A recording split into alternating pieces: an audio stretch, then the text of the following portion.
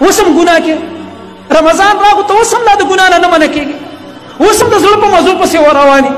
وسم په تا کې غفلت دی وسم ته په جرمونو باندې ستړی نه شولې وسم ته لګې د الله د بندګۍ نه غافلی ویا باغي الشر اے د شر طلبګاره په ګناهونو پسې ګرځې اقصر بن شه نور دې بازارونو کې مه ګرځه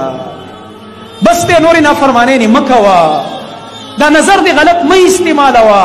چې ستا دا روژه نیټ ته تېرېږي اقصر بن شه بنده دا ګناه پرېږده نور رمضان دی په الله ځان وبخه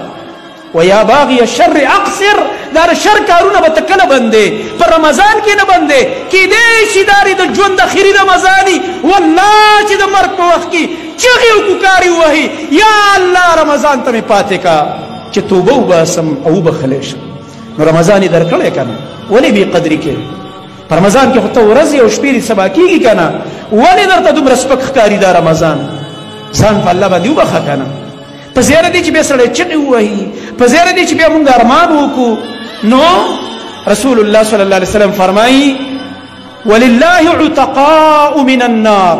وذلك في كل ليلة من رمضان دې ته وګوره دا جمله بیګا ما درس کې ویله ولله عتقاء من النار الله رب العالمین د جهنم نه بندگان آزادوي الله رب العالمین د جهنم نه د ازادۍ فیصله کوي په خپلو بندگانو باندې چې زما دا فلانې بنده فلانې بنده فلانې بنده دا د جهنم نه آزاد شي ویلي کوي ملایکو وذلك في كل ليلة من رمضان او دا فیصله د رمضان په هره شپه کې کېږي چې په هغه شپه کې زما ځوان قصهخانه یې ستړې کړله کوچي بازار یې ستړې کړلو مینه بازار یې ستړې کړلو په یو چپله پسې د سپلو بازار ستړې کړو دې شپه کې دته ویلی کېده چې د اور نه ځان بچ کېده الله بنده ولله عتقاء من النار وذلك في كل ليلة من رمضان او قسم په الله چې موږ د اور نه بچ کېږو په قرآن به بچ کېږو په ځای دی چې فضول ګرځو فضول خبرې کوو فضول مجالس هم لګولي